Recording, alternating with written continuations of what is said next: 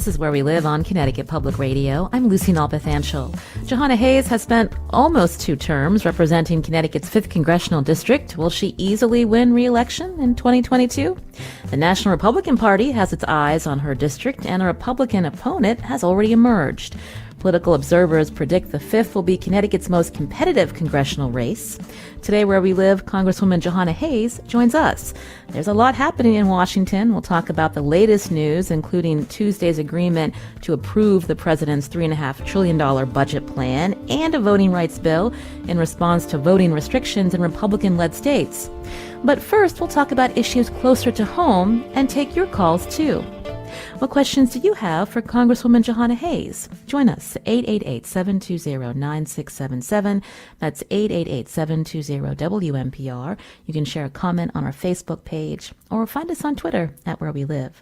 Congresswoman Jahana Hayes is still in Washington, joining us on Zoom today. Good morning, Congresswoman.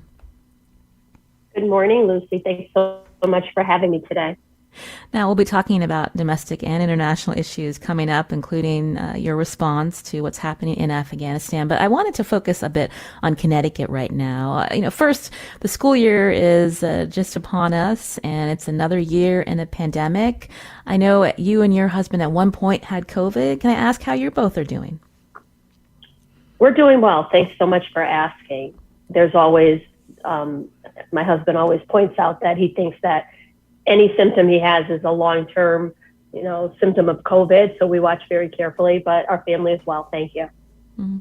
And when we think about the 5th district, a sprawling district, what are you seeing in terms of COVID cases right now and breakthrough cases? Well, I think just like what we've seen in the whole state, I was excited at one point when Litchfield County was the only county that was still considered safe, and then they went on the list as significant risk for infection. So we're watching very carefully. I think our priority, not only in the 5th, but in the whole state, should be to keep things open, to keeping our economy open, and doing whatever we need to do to make that happen, whether that's getting vaccinated, wearing masks, limiting capacity, just really making sure that we don't go into what we saw this time last year. We see that Pfizer's vaccine has received full approval from the FDA. There is hope by some officials and public health experts that we see more Americans taking this vaccine. But I'm wondering, when we think about vaccine hesitancy in even places like cities in the 5th district and Waterbury, New Britain, what's your take on how to communicate this with residents that the vaccine is important for them, and what are some of the things you're hearing from them? Well, I think all of us should be focused on acknowledging people's concerns and not preaching to them or talking down to them.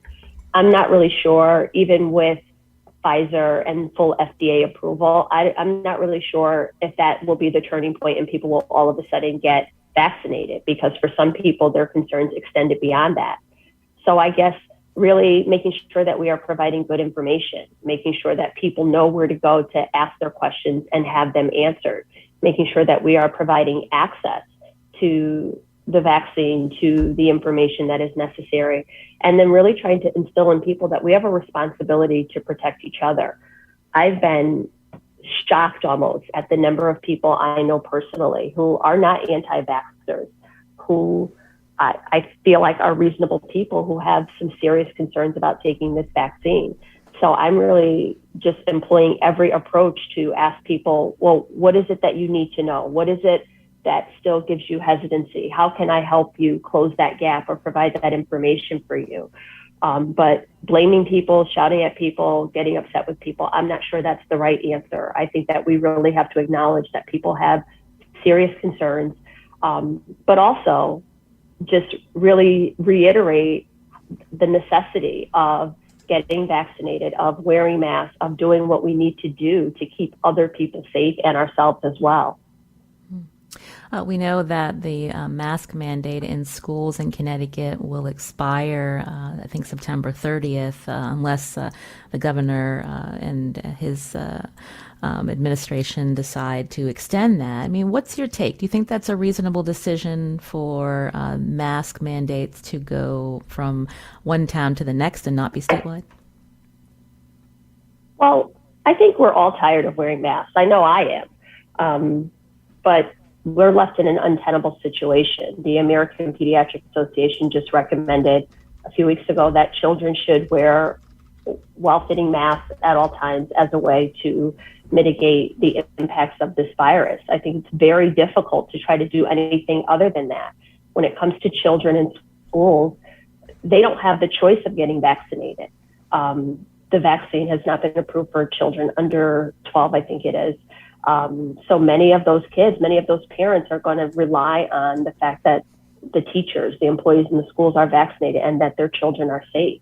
So I think it is appropriate for the governor when it comes to schools to say that in Connecticut, children are required to, or school personnel and children are required to wear masks in schools. They don't have an option. So it's up to us as the adults and the leaders to have the responsibility of protecting them and keeping them safe. You can join our conversation with Congresswoman Jahana Hayes, 888-720-9677, or find us on Facebook and Twitter at Where We Live. Robert tweeted and wants to hear what your position is on providing school options such as in-person or remote schooling during the pandemic. He acknowledges that state and federal policymakers are pushing districts away from even offering remote options this year, despite high proportions of Black and Latino families choosing this option last year. How do you respond? Well, I think that states and even local districts should steer clear of absolutes at this time. We don't know what this virus is going to do. If you remember this time last year, there was an announcement that schools would open full-time in person, and by October, just about every district was in a remote or hybrid type of model. So I think we really have to listen to the science and watch what happens.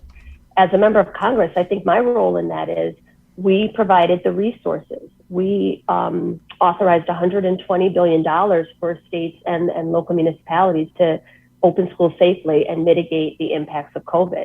I think we all know that the best thing for our children is in-person learning with their teachers in schools, but we also have to keep in mind if a situation arises where that is not safe, there should be other options. So right now, I think our state is on track to open full-time in person and put in all the mitigating factors. Connecticut got Connecticut got $1 billion from the American Rescue Plan for schools to be able to do that safely. So I think that districts need to put in every measure in place. I think that parents need to agree that students should have on masks when they go into schools. We were not fully prepared for hybrid or remote learning last year. Many districts, many students did not have devices. Many students never logged on. Many teachers did not have the professional development or support in order to do that effectively. And we saw just issues with mental health, with nutrition, food security, all those things, those services that are provided in school. So I think our best option is for kids to be in school full time in person, but that can only happen if all of us do our part to keep them safe. If all of us agree that, getting vaccinated and wearing masks is our best option to make sure kids are safe once they're in school. Again, you can join us as we hear from Congresswoman Jahana Hayes here on Where We Live, 888-720-9677, if you have a question for her.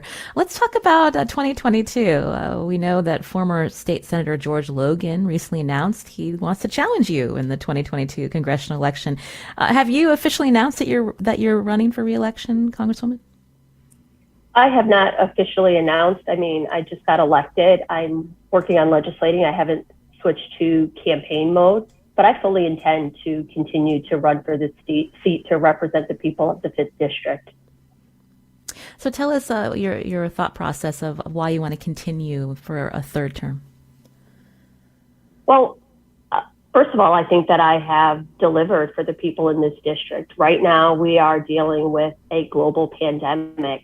In Congress, we delivered relief in the American Rescue Plan, which no Republican voted for. And this was relief that my constituents needed in every community, in every sector, whether it was restaurants, shuttered venues, schools, everything. We delivered the relief that was necessary. But also the way that I am legislating, I am doing exactly what I promised constituents that I would do. And that is making sure that no one is excluded from the process, that we're not leaving communities behind, making sure that we are providing equitable access to all of the programs that we're talking about. These are the things that I ran on. When I look at my constituent services, we have brought back over $12 million to constituents in this district, closed 85% of the cases, and really have heard from people who have never engaged with their congressional offices. I am a part of the Fifth. I am of this community. I've lived, worked, worshiped, invested in this community my whole life. So I completely understand the challenges of people in this district, and I have legislated on their behalf. And, you know, just a few short months ago, they elected me overwhelmingly after having the opportunity to look at my record and what I've done. So I think the people in this district are happy with the work that I've done, and I plan to continue to do that. Are you referencing that the Republican that wants to run against you, George Logan, he doesn't yet live in the 5th District, Congresswoman? Well, I haven't, I mean, there's a process. Anyone can declare that they want to run. I think that just like I did, I put my name in the hat, put a platform of what I would like to do, and ran a robust campaign to ask people to choose me as their leader in November, or as their elected representative. In November, the people in this district had the opportunity to look at that, and they elected me overwhelmingly. The people in his district had the opportunity to do the same, and they did not elect him. So I've heard just snippets of him saying, you know, he has touch points in the district. I am fully immersed in this district. I have always lived and worked in this district, paid taxes, bought a home, educated my children, worshipped, just everything. Attended community meetings as a member of the community, not a member of the board, but just been a part of the community. So he has the right to run. The Constitution says that you don't have to live in the district. But from what I've heard, his reasoning is our Connecticut delegation needs to be diversified. If that were the case, and if that's truly what he believed, he would run in his own district. The 3rd District also has a Democratic representative. So I think this is a little bit more than I just want to see diversity in the delegation. It's about the title and the seat. And that's not why I got into this race. That's not why I'm doing this work. I'm doing it because I'm of the community. I care about the people. I want to make sure that every person is represented. And I don't know enough about him to make a comment on that, but anybody can run, and I think that I will give the people just a reason to select me again to represent this district based on not only the work that I've done in the past, but the work that I continue to do and will do moving forward. Your district is considered purple when you think about the demographic makeup and party affiliation. Someone tweeted at us that they see you as a rubber stamp for Speaker Nancy Pelosi. So how do you respond to that criticism from Republicans that may be in your district? Well, first of all, this district is, when we talk about the demographics of it, it's less than 5% Black. And when I initially started to run, people said she'll never be able to get support in this district outside of the cities. And I did that. The Northwest corner is probably some of my strongest support, farmers, people in rural communities. And it's because I run on issues. I talk about the things that are important to me and my family, and those things are generally important to my constituents and their families. It doesn't matter their demographics or their race or their party affiliation. I've heard Republicans say she's a rubber stamp for Speaker Pelosi. And the thing I would say to that is those are just top lines. I've heard things like, I vote with the Speaker 100% of the time. First of all, Speaker Pelosi does not vote. As Speaker of the House, she only votes on, it's her prerogative, she only votes on historic votes. Like yesterday, she voted on the John Lewis Voting Rights Act. So I vote as a Democrat, and those are the values that I ran on. So I would say, let's double down on the things that I have voted on. Like I said, I voted on the American Rescue Plan to deliver relief for the people in this district. I've voted on things like lowering the cost of prescription drugs. I voted on things like the PRO Act to protect the right to organize for our labor unions. I voted on supplemental assistance and funding for Capitol Police. when my Republican colleagues did that. So it really is just not true to say that I vote with Nancy Pelosi, because Nancy Pelosi doesn't vote. I vote on the values that people in this district care about.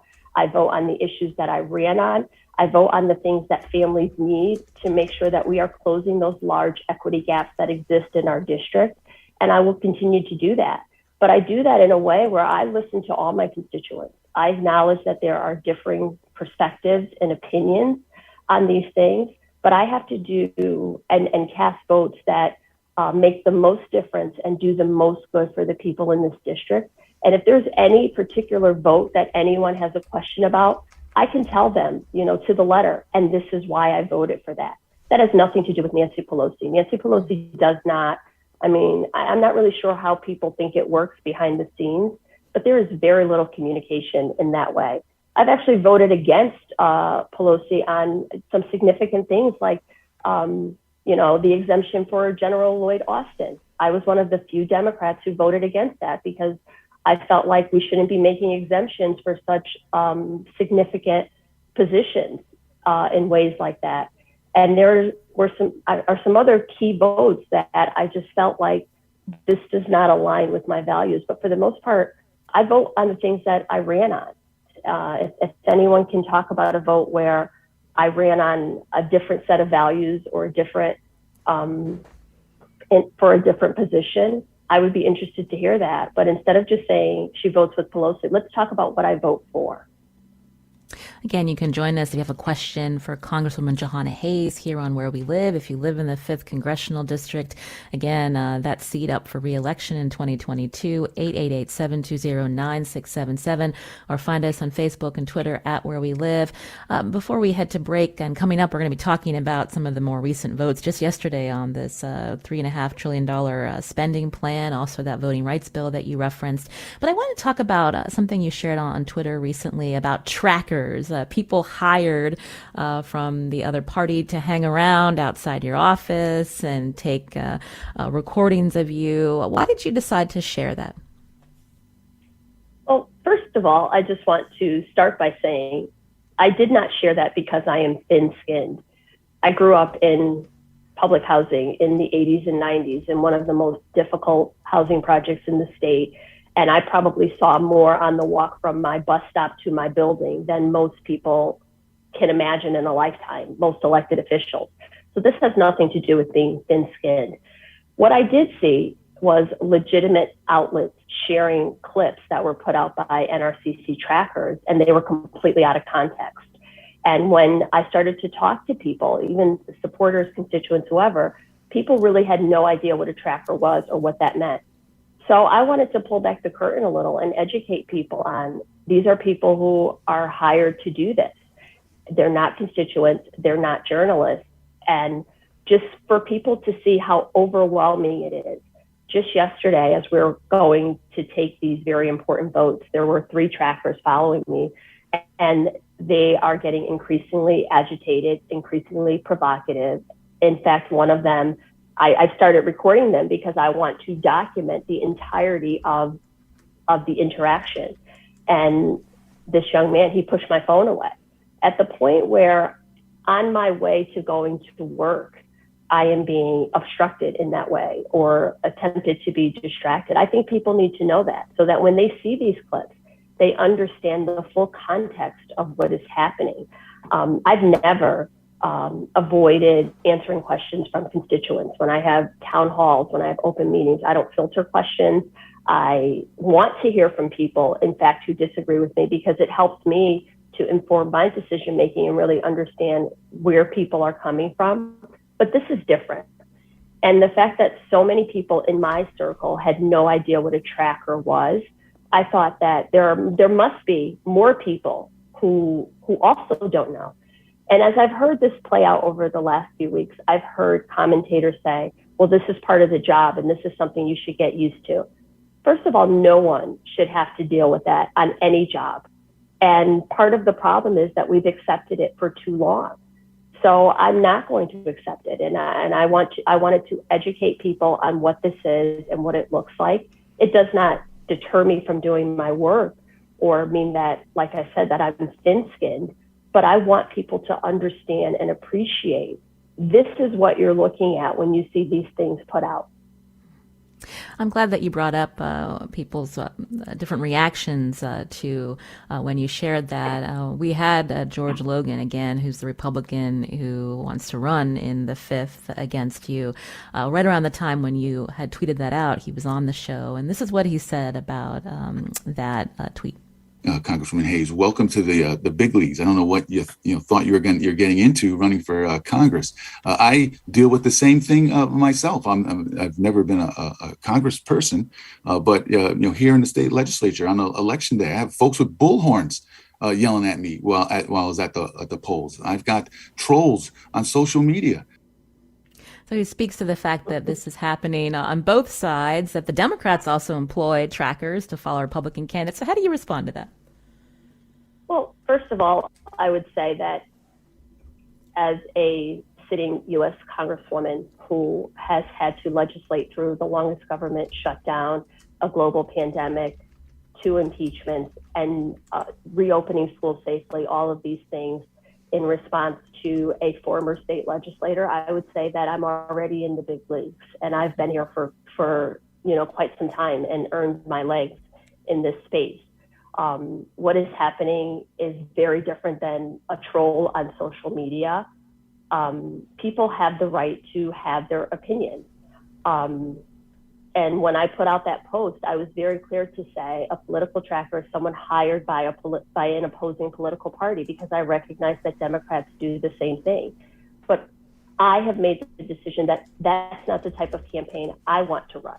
That's not, I've never run a negative ad. I've never run a negative TV ad. I've never sent out negative mailers, because my position is I want to give people something to vote for. I want to present a platform, the issues I want to run on, and give them, as they are exploring their options, give them something to vote for.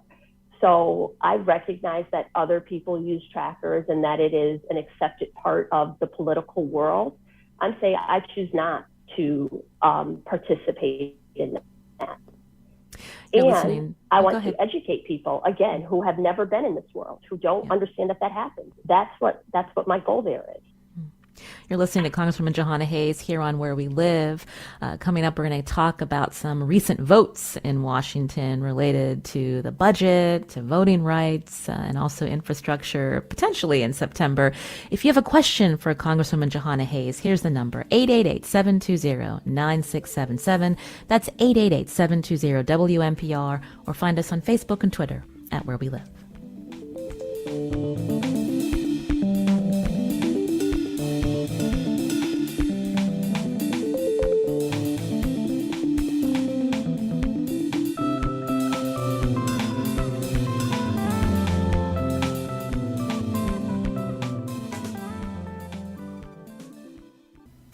This is Where We Live on Connecticut Public Radio. I'm Lucy Nalpathanchel. If you live in the sprawling 5th Congressional District, here's your chance to talk to your Congresswoman, Jahana Hayes.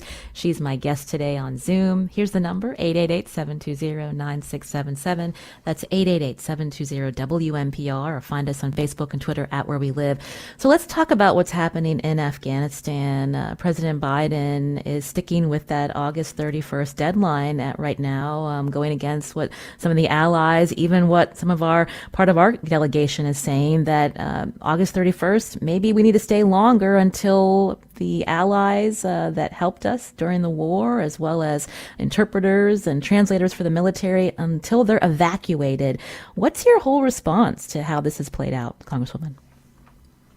Well, first of all, this is a very complex situation, and I think that I am singularly focused on completing this mission and making sure that we get our Americans, allies, out safely.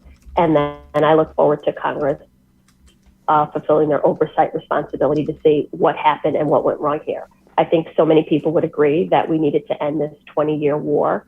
And I want to acknowledge our service members who fought so bravely in Afghanistan, and just the difficulty of removing a 20-year footprint over a vast territory in a short couple of months with no U.S. casualties. I say all that, but I also have to say that I have some serious concerns about the way this happened. we cannot leave our allies behind. We cannot leave, the translators, the people on the ground, the people who have assisted us over the last 20 years. And I'm not really sure how that is going to happen. We had a briefing yesterday, and it sounds like the administration may feel like they have some leverage in that area when that date does come. And obviously, they're operating with more information than I have or even the general public has. So I trust our leaders. But again, President Trump negotiated an agreement with the Taliban with no conditions. And we are now left to figure out what that means and what that looks like. I still support withdrawal from the region because I think this war needed to end. I voted to repeal the authorization for military force, the 2002 AUMF, because I don't think that a president should have that sole authority. But we cannot leave people behind. So I'm very concerned about that part of it. And I support us staying in that region until we get every American and every ally out of this region safely. We cannot abandon anyone. You mentioned Lloyd Austin earlier, and so I'm wondering what your thoughts are on the fact that this withdrawal was announced months ago, and the fact that it has devolved in the way that it has. I mean, what culpability do you have in terms that you think the military leaders have in this plan? I think they have complete responsibility for it. I mean, like I said, I did not support changing the rule for General Austin. However, he is the secretary at this point, and I support him as the secretary. What I would like to hear is an acknowledgement that they didn't expect it to devolve so quickly. Yes, we all agree. We agree. I don't know that all agree is the right way to say it, but we agree that this war needed to end, and we needed to bring our American sons and daughters back home and withdraw from the region. But to have a blind eye and say that we did everything correctly, I think is just not true. It's just not true. I mean, we're seeing these images, we're watching what happened. I don't know. I mean, I'm not military personnel. I don't have the same intelligence that they're working with. So I guess that'll be part of our congressional oversight moving forward to kind of parse this apart and see what happened. But I don't think that anybody can say that we are completely happy with the way this is working out when we are watching these horrific images of children and families and women just in these desperate situations of Americans still on the ground, of our embassy personnel being evacuated. I don't think anybody can say that this is moving forward exactly the way we've planned it. Again, you can join us 888-720-9677 as we talk with Congresswoman Jahana Hayes. I wanted to talk about some recent votes just happening yesterday. Top Democratic lawmakers in the House moving their plan forward to get the president's $3.5 trillion social and environmental budget bill approved. Tell us about this vote and what exactly it means. I'm looking at Politico where it says that the budget bill is deemed to have passed, but with not a dollar actually approved for anything just yet, Congresswoman. Right. So what we voted on this week, we voted on the rule to move forward. So the actual text and the final language will be worked on over the next couple weeks. There are some top lines and some things that we've been talking about over time. And I'm very excited about much of what is in the budget bill. We have to legislate differently. We have to make sure that the wealthiest individuals pay their fair share in taxes. And Biden's proposal is that no one who makes under $400,000 will see a dime or an increase in taxes. But there are things that I would like to see. The child tax credit, I'd like to see that made permanent. That is a tax cut for middle class. It's not the government giving anybody money. That's a tax cut. I'd like to see expansions to Medicare and Medicaid to include vision, eye, dental. There's money in there for conservation and forestry. Some climate initiatives in the ag budget. So all of these things are priorities that I'm happy to see. At least the conversation is back on the table and we can begin to legislate in a way that meets our modern communities to really address the needs of our communities. And again, make sure families are not left behind. We talk about people returning to work. For so many people, the obstacle there is childcare and what that looks like. I support universal childcare. These are things that I've supported all along. So to see these just still as part of the conversation is encouraging. And the committees will go back and draft the language over the next couple weeks, but it's still on the table, which is good. That's the vote we took yesterday, which effectively says we can move forward to the next step. Talk about the dynamics within the U.S. House. Again, when we think about this deal being reached, there's moderates that are a little worried about the price tag here. You've got progressives who want to see more done in the spending package. A lot is at stake for 2022. How would you describe the relationships right now? There's a lot going on, and I think that part of being in this legislative body is compromise, is collaboration, is collegiality. I think people who are not willing to do that should not be in this role, be in an executive branch where you're the only decision makers. But again, as we are doing these things, we have to think about the people in our communities and make sure that everybody feels the touch of what is happening in our government. I struggle sometimes when people run on these platforms of, everything about government is bad, and they want to run on these anti-government platforms.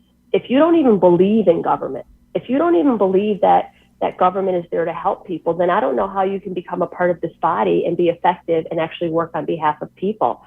So I maintain that position, and I listen to the people in this community, listen to the people in my district, and try to make sure that I'm bringing all of those voices into the conversation. Last year, when we were negotiating the CARES Act, when we were negotiating the American Rescue Plan, I can tell you with fidelity that this legislation had teacher prints all over it, because I made sure I let the speaker and leadership and my colleagues know this is what schools need to reopen safely. I made sure that I elevated my voice in all of those conversations, and other people who had different areas of expertise did the same. That's the only way we get legislation that affects our entire community, is if we have these diverse perspectives and people from all backgrounds coming together, willing to listen, share, and legislate on behalf of their constituents. And I think that's what we're seeing in these legislative packages. And for some people, that's uncomfortable because they don't want to see any sort of change. They don't want to see our reach expanded. They don't want to see more people included into the conversation. And that's our job, to protect those people. We took a vote yesterday on the Voting Rights Act. Every administration has reauthorized the Voting Rights Act. The last person to do it was President George Bush. So to see no Republican vote to protect the right to vote, to make sure that as Congress, we make sure that everybody who is eligible to vote is not restricted or have barriers in place, is deeply disheartening. So we have to make sure we're putting in leaders who believe in those things, who believe that all communities have value, and will work hard to protect the voices of the excluded. And that's exactly what I've done in Congress, and that's what I will continue to do. Richard's calling in from Meriden. Richard, are you there? Yes. Go ahead.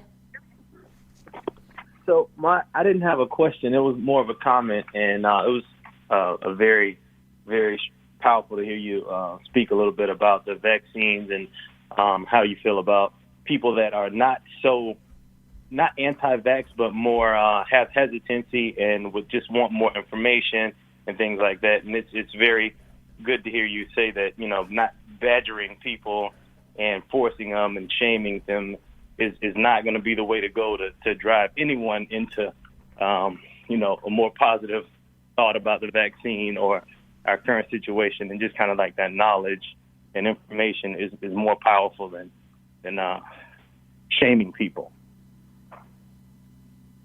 Congresswoman? Well, I appreciate you saying that. Like I said, I was surprised as I talked to friends, colleagues, even loved ones.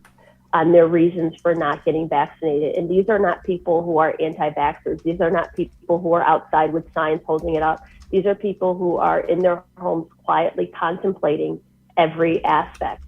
And these are people that I love.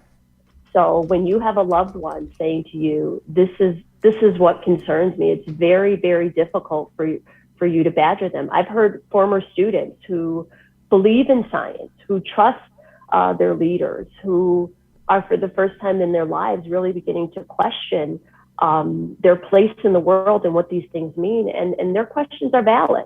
Their questions are valid. So I think we have to make sure that we are doing everything we can to provide those answers. It's frustrating at times because I do believe that if we had reached the threshold and more people got vaccinated and everybody was doing what is necessary, that we could go back to normal if there's a such thing as going back to normal. But I also recognize that people have legitimate reasons. So we have to make sure that we are acknowledging those reasons, getting them the information, helping them, providing them with whatever is necessary to help them to make that decision. So I am very mindful of that. And I listen to people and I want to hear them. However, there has to be a line where your individual liberties infringe upon someone else. And I think school is one of those places where someone can have questions about vaccines or masks, but in order to keep everyone safe, we should have masks in schools because children can't get vaccinated. So people have to be willing to have some give and take here to say, okay, well, I'm not vaccinated, but I will wear a mask because I recognize that I have a responsibility to protect the people in this community. So it's unfortunate that we are in this place, but we have to acknowledge where we are and just continue to work towards solutions and not just badger people. We're out of time. Congresswoman Jahana Hayes, thank you for joining us today. We hope you come back in a few months. Lucy, thank you so much for having me. This was great. This is Where We Live. Coming up after the break, we get analysis from the Connecticut Mirror's Capitol Bureau Chief, Mark Pazniokas. You can join us too. Find us on Facebook and Twitter at Where We Live.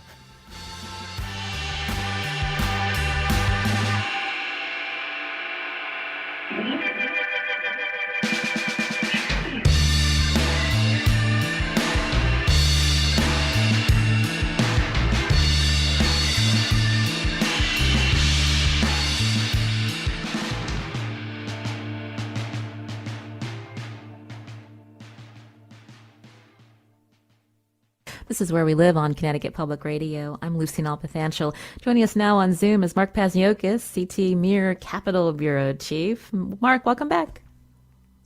Thank you for having me, Lucy. So we just heard from Congresswoman Jahana Hayes. She says she intends to run again. I know that you've reported at the Connecticut Mirror that she's already banked $1.2 million for her reelection to a third term. Tell me what stood out to you when she talked about her potential opponent. Well, I think what we heard today was a preview of 2022.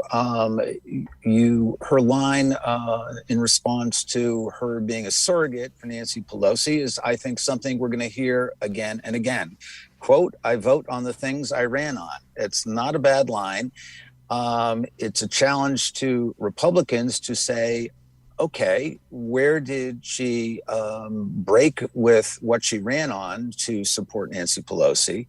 And she also had a series of subtle digs at Republicans in general and George Logan in particular about the fact Republicans have voted against a number of things that have turned out to be quite popular, primarily the American Rescue Plan. There was, as she pointed out, there were no Republican votes for that.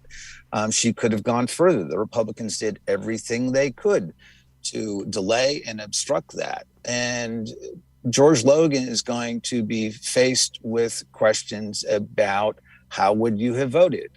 When he announced his candidacy, I asked him, about, at that point, it was the Invest America Act, which was the House infrastructure plan that had been approved.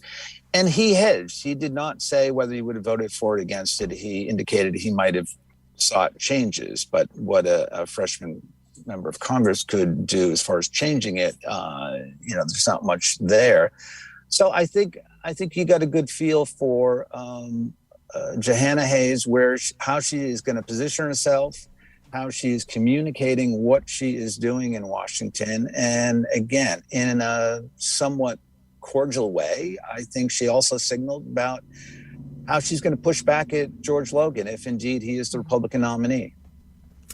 She's often says she wants to run positive campaigns. We anticipate that the National Republican Party will be putting in a lot of money in this potential race if George Logan is indeed the endorsed candidate. And so I'm wondering if you can talk about how that'll play out. Again, George Logan, he was on Where We Live a few weeks ago. He is a black man, a former state senator, lives in Ansonia, but he plans to move, he says. Okay, so one of the things about whether or not this truly ends up as a targeted race, right now there's more smoke than reality on that. Okay. The National Republican Campaign Committee has dipped its toes into the district, but hasn't spent any significant money. They have targeted her on paper.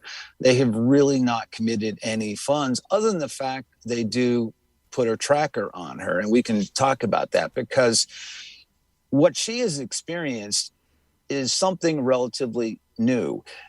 Trackers, in my experience in Connecticut politics, have been a relatively passive instrument. It's opposition research.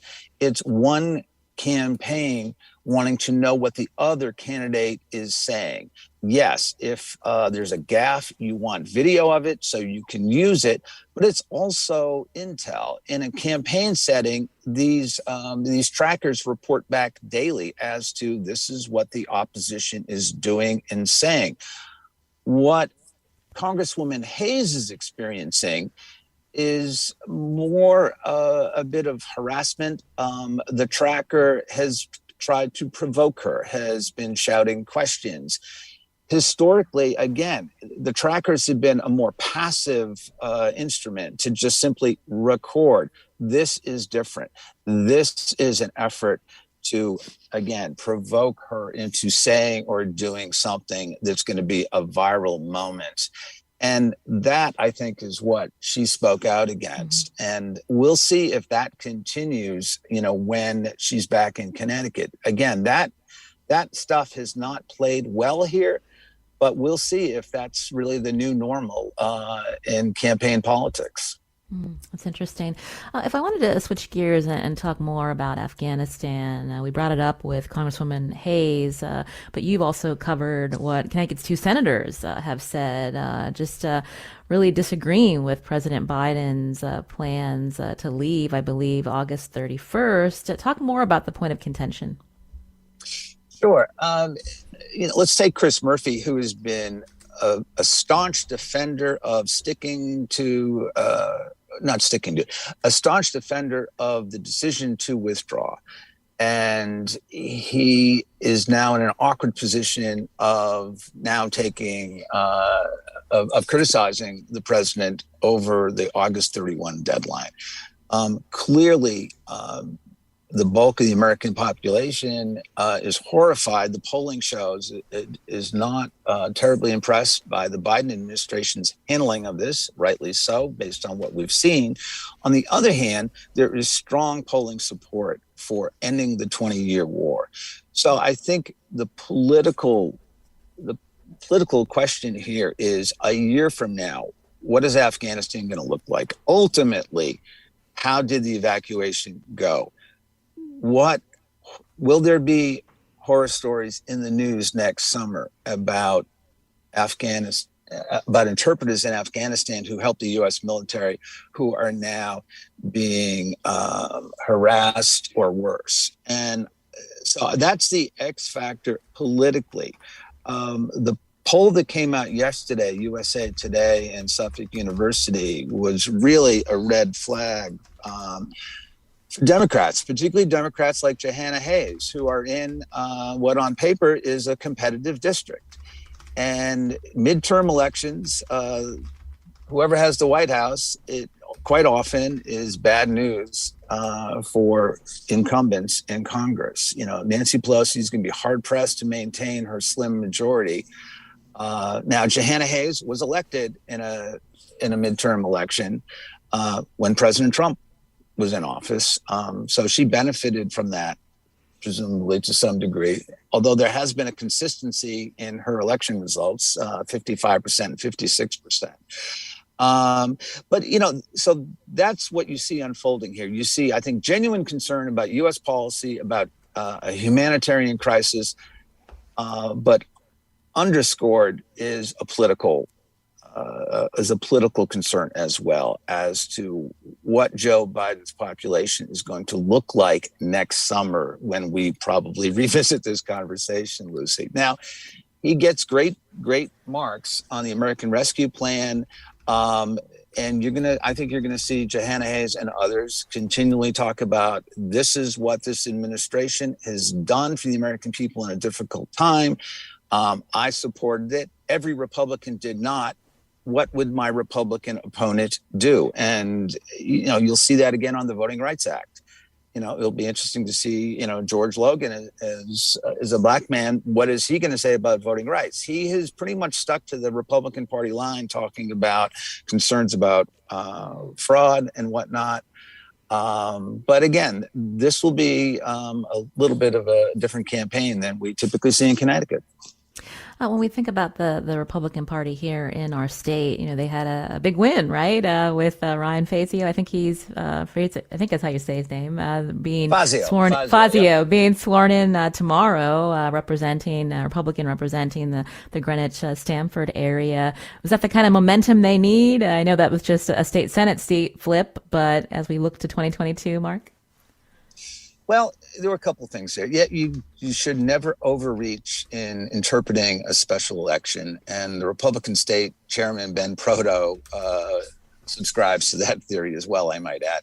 But one of the things that was clear there is that the animus to President Trump did not drive as many people to the polls in Greenwich as had been the case when Alex Kasser was first elected, unseating Scott France in 2018. Now, it was a close race. Fazio won with 50.1% of the vote. Special elections, again, they're kind of different animals. It's how do you get out the vote at a time of year when people are not tuned into politics? The turnout in Stamford, the Stamford portion of the district, which is heavily Democratic, was not what the Democrats needed. So there is clearly, I think, a concern about how jazzed up the base still will be as President Trump recedes somewhat in the rearview mirror. On the other hand, President Trump is doing everything he can to stay in the public eye. So, we'll see what that looks like again next summer. But yes, that was, it was a real morale builder for a Republican Party that has not had terribly much to celebrate since Trump took office, and things turned very badly. Remember, the Republicans in the General Assembly had an incredible winning streak. They had an awful experience in 2008 with the Obama landslide, but they pulled up to a tie in after the 2016 race. They were 5 short of a majority in the House. And then it all went sideways. Right. Mark, thank you for that context. Always a pleasure. Mark Pazniokas from the Connecticut Mirror. I'm Lucy Nalpathanchel. Matt Dwyer produced today's show.